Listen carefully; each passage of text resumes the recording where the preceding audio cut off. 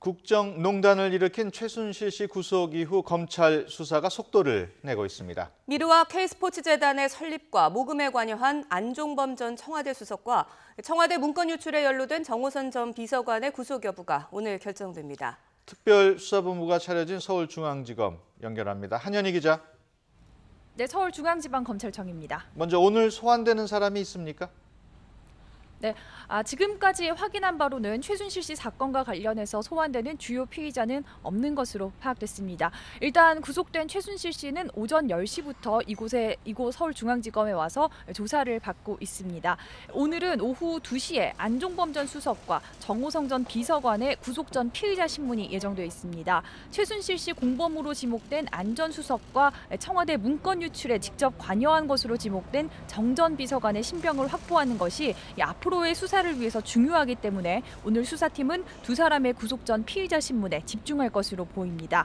앞서 지난 3일 진행된 최순실 씨의 구속 전 피의자 신문 당시 검찰은 부장검사를 포함해서 검사 3명을 법정에 투입했는데요. 안 전 수석과 정 전 비서관 역시 이번 사건의 핵심 피의자인 만큼 신병 확보를 위해 공을 들일 전망입니다.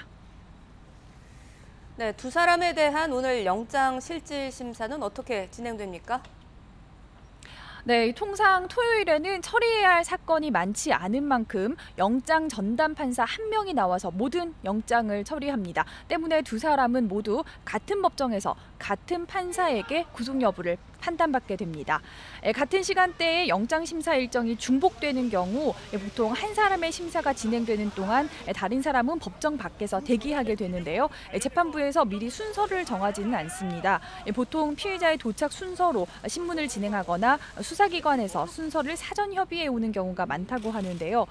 두 사람 모두 불출석 의사를 밝히지는 않은 것으로 파악됐습니다. 일단 두 사람이 각각 법정에 나와서 혐의에 대한 자신의 입장을 소명하고 검찰 역시 지금까지 확보한 증거와 진술 등을 바탕으로 구속 수사의 필요성을 강조하는 등 치열한 다툼을 벌일 전망입니다. 또 이를 바탕으로 한 두 사람의 구속 여부는 오늘 밤 늦게 결정될 것으로 보입니다. 두 사람이 어떤 혐의를 받고 있는지 정리해 주시죠. 네, 우선 안 전 수석에게 적용된 혐의는 두 가지입니다. 긴급 체포 당시 적용됐던 직권 남용 혐의에 강요 미수 혐의가 추가됐습니다. 직권 남용 혐의에 들어가는 범죄 사실은 공범인 최순실 씨와 거의 같습니다.